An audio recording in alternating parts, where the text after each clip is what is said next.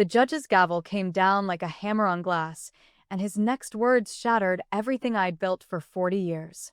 Remove it. That was all he said. 2 syllables, and 2 decades of service, of sacrifice, of blood, became invisible to him in an instant. I remained standing, my dress blues crisp and starched, the weight of my navy cross a familiar pressure against my chest. I could feel the courtroom's collective gaze, a heavy blanket of judgment, and across the aisle, my sister-in-law's smirk was a venomous cut. She was already tallying her victory, but she had no clue about the document sitting in my old leather briefcase. And neither did the man on the bench, the one about to dismantle his own legacy, one careless word at a time. My name is Eleanor Brooks. I've worn this uniform for the better part of 2 decades. I've bled for it, buried brothers in arms who wore it, and carried its weight through fire and fear. Yet on a cold, wet Tuesday in a cramped county courtroom, a room thick with the stench of stale coffee and floor wax, I was on trial.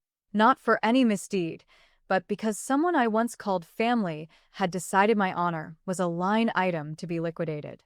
Honor is never a line item to be liquidated. This wasn't a sudden storm. It was a slow, creeping tide of resentment that had been building for years. I joined the army right out of college, full of vim and a stubborn streak my father swore would be the death of me. He wasn't wrong. 2 decades of my life were spent overseas, on missions I still can't detail in casual conversation. I was wounded once, badly enough that learning to walk without a wince became my sole mission for 4 months. It was during a joint op with a Marine unit, the kind of memory that visits you at 3 a.m., that I was awarded the Navy Cross. It's not a medal you brag about. It's a weight you carry in silence, because those who understand its cost never ask, and those who don't, never will. I never wore it to family functions. I never mentioned it at neighborhood BBQs, or when the mailman asked about my day. I'm in the army, I'd say, and leave it at that. My mother would call me a hero, and I'd change the subject so fast you'd think she'd insulted me. That was always my way. Quiet, stoic. I don't need a spotlight to confirm what I know is true. But my sister-in-law, Melissa? She was a different creature entirely. Melissa married my brother David about a dozen years ago. From the first Thanksgiving, I could feel her sizing up our family, not as kin, but as inventory. She appraised the antique china, my mother's jewelry, the old deed to the house, calculating their market value in her mind. David loved her, and I really did, to see what he saw. But love doesn't excuse the way a person treats a waitress or the venom they spew about people the moment their backs are turned. When my parents passed, my father's heart finally giving out, followed by my mother, felled by a grief she never intended to outlive, they left the family home to David and me in equal shares. It was a simple place, white clapboard, a wraparound porch, and an oak in the backyard my father had planted the year I was born. It wasn't about the money. It was the last tangible thread connecting us to them. Melissa, however, saw only square footage. She saw a listing price. She started pressuring David almost immediately. Sell the house, split the cash, fund the kids' college, expand the business. Any reason was valid, except preserving a place full of memories. David resisted for a time, but Melissa has a way of eroding resolve with a soft, persistent chipping, relentless whisper that repeats until it's just easier to agree. I told him I wouldn't sell. I wanted to keep it for the family, to let his kids spend summers there like we did. He seemed to understand. Melissa did not. Months passed, and the tension grew. Phone calls became clipped, holidays a minefield. Then, on a spring afternoon, a stranger in a windbreaker served me legal papers at my front door. Melissa was suing me. The official claim was for misappropriation of shared property, but it was a simple, ugly thing underneath. She wanted to force a sale. And when I refused to bow, she sought to use the courtroom as a battering ram. I stood on my porch that day, papers in hand, feeling a sensation I hadn't felt since my last deployment. Not quite fear, but a cold, clarifying calm, the stillness just before a decisive action. David called that night, his voice a wreck of apology. He was trapped, a civilian caught in a crossfire he never signed up for. I told him I understood. I wasn't angry at him, but I also wasn't going to break just because someone mistook my patience for a weakness to be exploited. So, there I was weeks later, walking into that courtroom in my dress uniform. It wasn't for show or for sympathy. I'd just come from a solemn memorial service for a fallen comrade and hadn't had a moment to change. The Navy Cross was pinned to my chest, exactly where regulation demanded it. I sat at the defense table, smoothed my jacket, and glanced at Melissa. She was leaning into her lawyer, a triumphant smile plastered too wide across her face.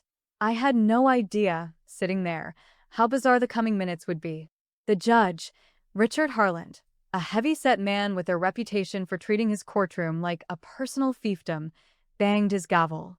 He shuffled papers, glanced up at me, and something in his expression curdled. A flicker of sharp, irrational offense. He leaned forward, tapped his pen, and uttered the words that would change everything. "This isn't a forum for displaying your war trophies." I knew of Judge Harland before I ever stepped into his chamber. Lawyers spoke of him like an unavoidable natural disaster. You braced, you hoped to survive the storm. He was notorious for arrogance disguised as judicial authority, for cutting speakers off mid-sentence, and for making an example of anyone who appeared too comfortable in his domain. And he had a distinct contempt for what he called military theater, a belief that service members used their uniforms like a prop for sympathy. I didn't know this at the time. I just knew a man in a black robe had just accused me, in a packed courtroom, of putting on a show. "Excuse me, Your Honor," I said, keeping my voice flat. 2 decades of training instills that level of composure. Even when your heart is thrumming, your voice learns to remain a monotone, an immovable object. This uniform isn't a costume. I came from a memorial service this morning. He didn't even glance up from his paperwork. "Remove the medal." The room went silent in that profound way, the kind that announces everyone is witnessing a spectacle they shouldn't be. I could hear the AC hum, the creak of a chair in the gallery. My attorney, Foster, a sharp young man recommended by a fellow veteran, started to rise, his objection already forming. I placed a gentle hand on his arm and gave a slight, almost imperceptible shake of my head. "Not yet." "Is that an official order of this court?" I asked. Harlan's eyes finally met mine, and I saw it. The distinct annoyance of a man unaccustomed to being questioned. "Yes," he said, the word drawn out like a concession. "It is." I heard Melissa exhale, a soft, satisfied sigh. She leaned toward her lawyer and whispered something, her tone dripping with gloating. She thought this was the beginning of my unraveling. She thought a man in a robe ordering me to strip a part of my identity would break me. She had no idea who she was dealing with. I sat for a moment, feeling the weight of every stare in that gallery.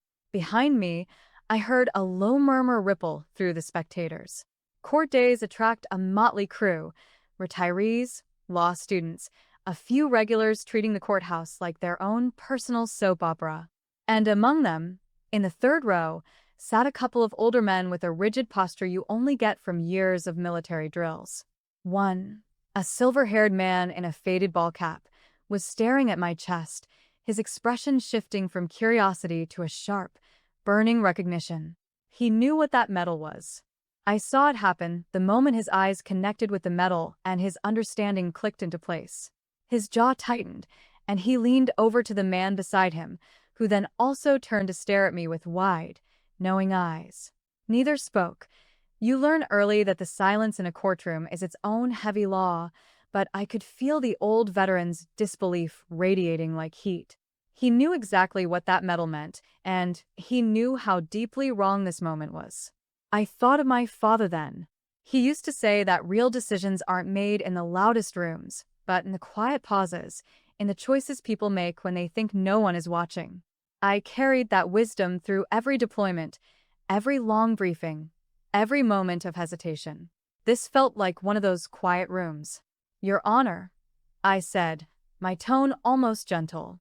"Before I comply, I'd like the record to reflect the nature of this request." Harlan's jaw tightened. He was a man sensing he was being manipulated, but unable to articulate how. "Ms. Brooks, this isn't a debate." "Major Brooks," I corrected quietly. Not sharply, just a fact laid on the table. And I understand it isn't a debate. I just want the transcript to be accurate.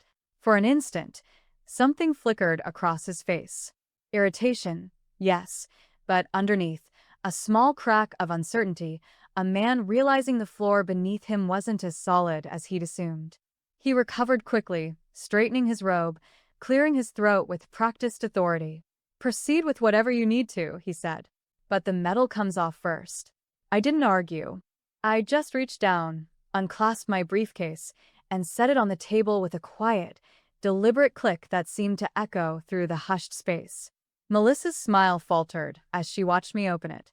The briefcase was a familiar companion, its leather worn soft at the corners, a small scar near the handle from a hasty drop in unforgiving weather. Inside, tucked in a blue folder I'd prepared weeks before, not out of paranoia, but out of the same discipline that had kept me alive in hostile zones, was everything I needed. "Permission to approach, Your Honor?" I asked. When he nodded, I walked the folder up to the bench myself. I wanted him to open it. I wanted him to touch it. He flipped it open with practiced disinterest, the casual dismissal of a man who has seen 10,000 exhibits. The first page was a formal citation confirming the Navy Cross, complete with operational details cleared for release, signed by officers whose names carried weight. I watched his eyes move across the page. His expression didn't shift, but his hand on the bench went still. The second page was a Department of Defense verification record. It's a document that exists to settle disputes about military honors because, in a country this vast, there are enough people willing to claim what they haven't earned. My record was clean. It had a case number, a verification stamp, a chain of signatures.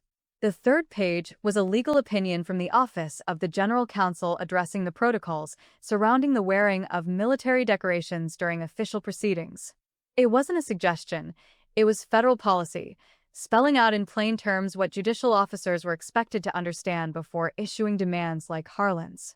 I watched the color in his face drain, then rush back.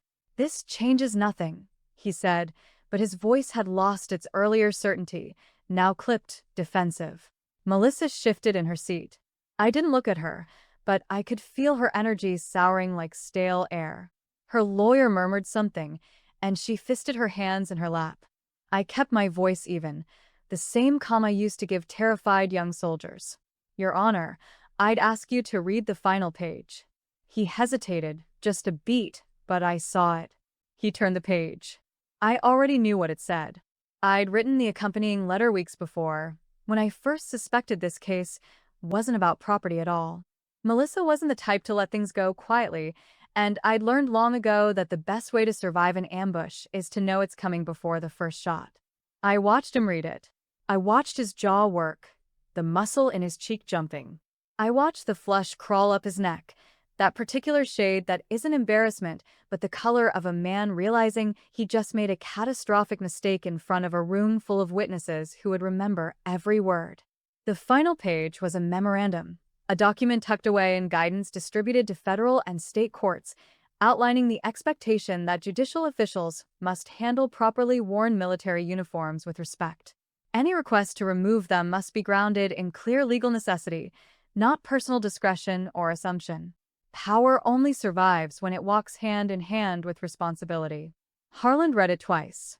His lips moved slightly on the second pass, a man calculating, trying to assess the damage. Foster cleared his throat.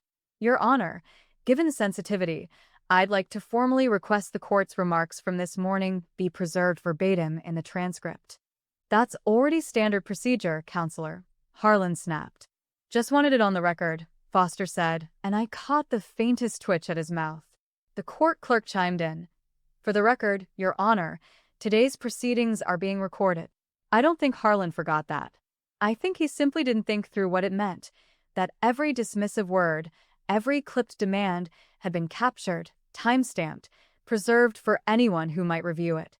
Something shifted behind his eyes. Not quite panic. Men like Harlan don't panic easily.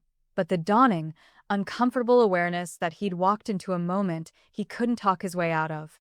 Beside me, Melissa had gone very still.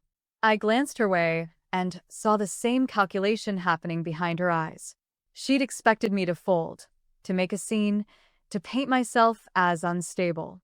She hadn't expected the ground to shift under the judge instead. "Your Honor," I said, keeping my tone gentle. "I understand the court has broad discretion. I just wanted to ensure any request made of me was made with full information." He didn't answer right away. He set the folder down, folded his hands, and took a long breath, the kind a man takes to buy himself a moment. "Let's move forward," he finally said, his voice quieter.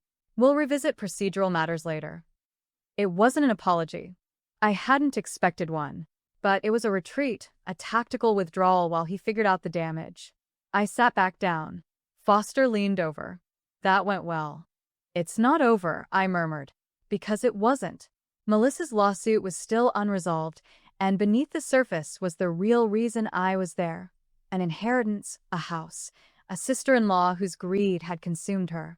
The medal, the memorandum, none of that erased her claim.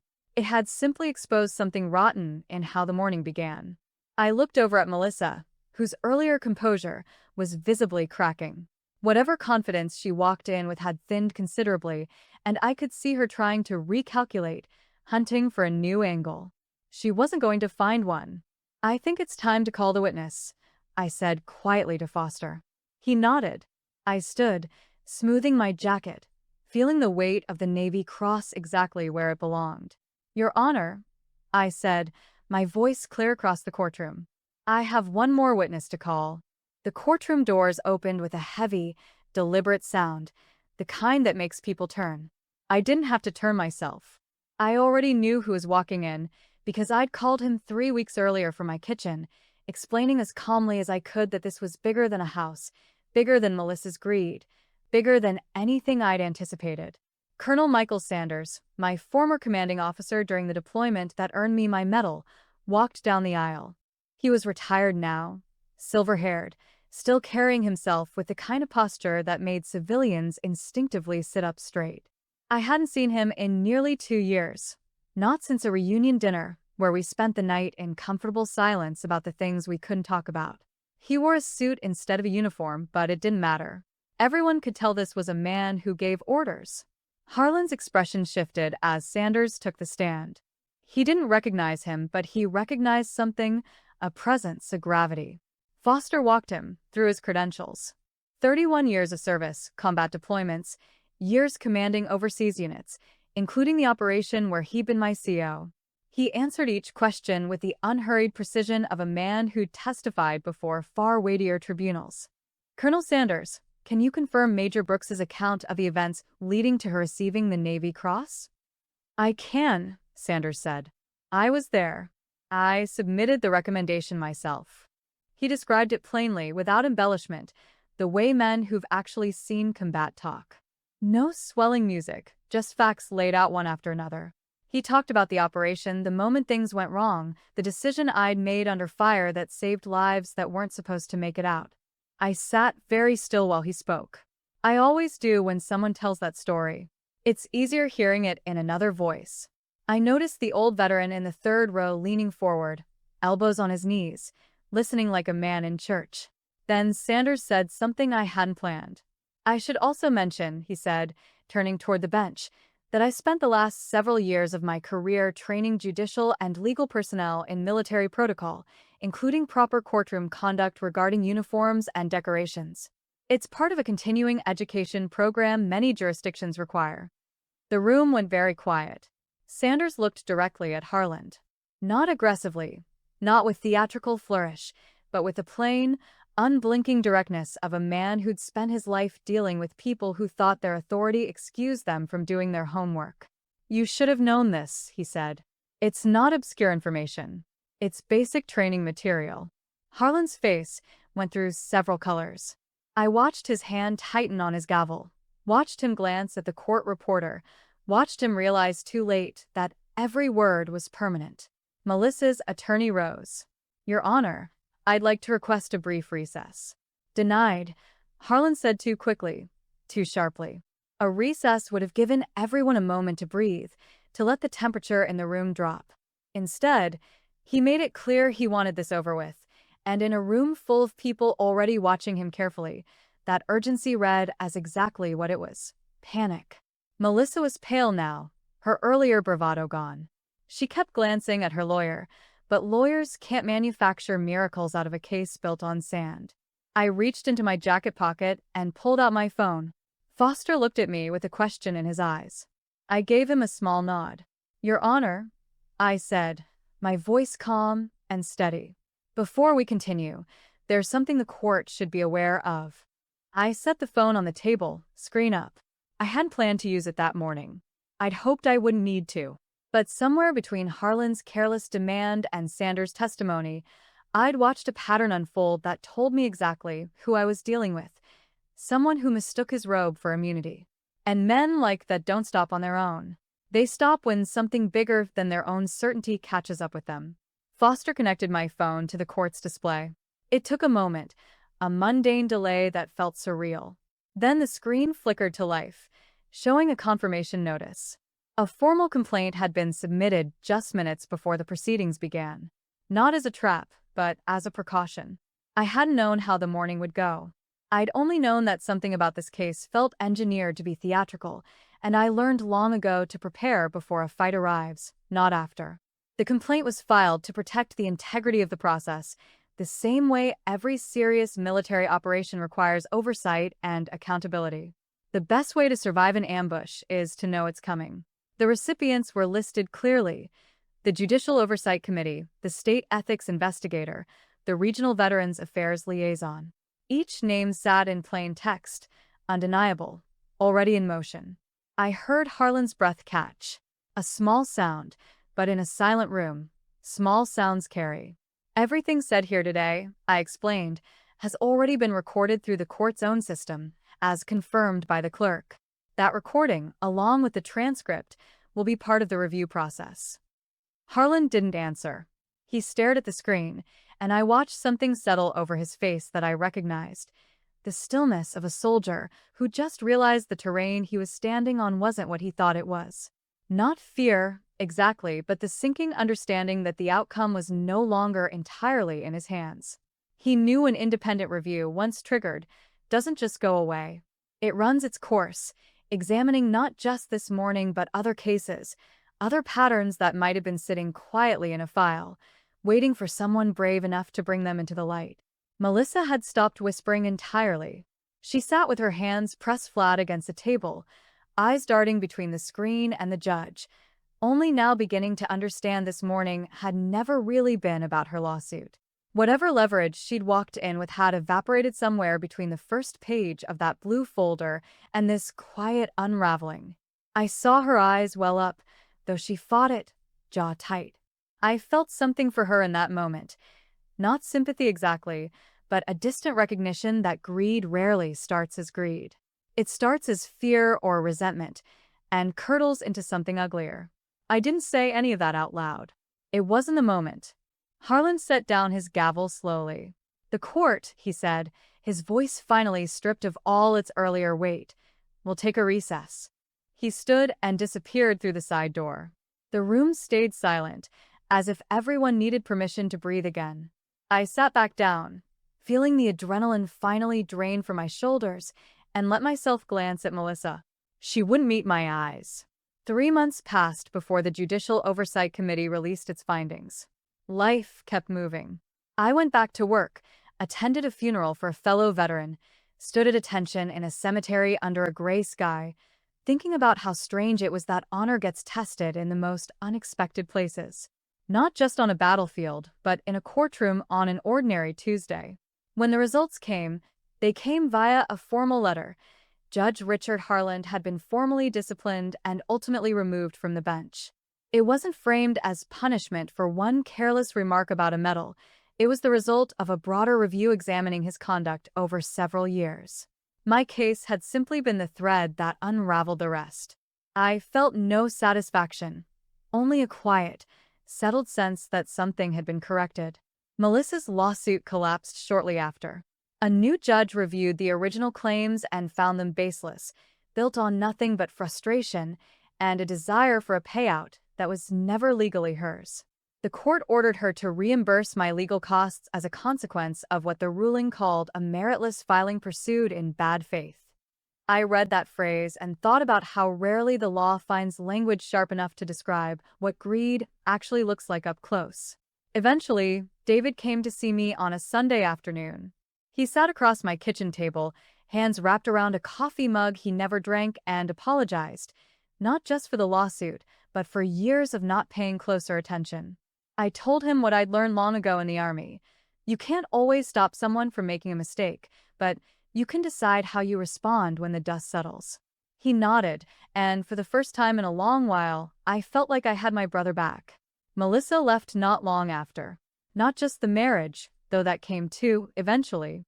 She left the family altogether, distancing herself from gatherings, from holidays, from the slow work of repair. I don't know exactly where she is now. Sometimes I wonder if she thinks about that morning, about the moment the ground shifted under everyone's feet, including her own. I hope, wherever she is, she's found something better than resentment. I mean that. Bitterness is a heavy weight, and I've never wished that on anyone. As for me, I didn't celebrate. The day the results came through, I drove out to the old house, the one that started it all, though by the end, it had become about something far larger than property lines. I walked through the rooms, running my hand along the banister I used to slide down as a kid. I stood under the oak tree my father planted the year I was born, now tall enough to shade half the backyard. I took my Navy Cross out of its wooden box, not because I was ashamed, but because I've never needed to see it every day to remember what it meant. I held it in my palm, feeling its weight, thinking about the young woman I was when I earned it and the older woman I'd become. I thought about how strange it was that the same medal that once nearly cost me everything in a courtroom had ultimately been the thing that saved me. I don't need anyone's permission to know what I did was real. I never did. Honor isn't about recognition. It's about not betraying it, even when no one is watching, even when the person questioning you sits above you in a black robe and thinks that gives them the final word. It doesn't. It never has. I stepped onto the front porch as the sun dipped behind the trees. The American flag my father used to fly still hung from its post by the steps, moving gently in the breeze. I thought about how some people believe power gives them the right to insult another person's dignity. But in a country built on the rule of law, power only survives when it walks hand in hand with responsibility. The day that judge ordered me to remove my Navy Cross, he thought he was putting me on trial. In the end, it was his own career standing before the bench. If this story moved you even a little, I'd love to hear where it landed with you. Drop a comment below and let me know where you're watching from tonight. It means more than you'd think to hear from you. We've got so many more stories like this one waiting to be told. So, if you don't want to miss the next one, go ahead and subscribe. Let's keep this journey going together. Remember to like this video and subscribe to Zarabell Stories for more. See you in the next one.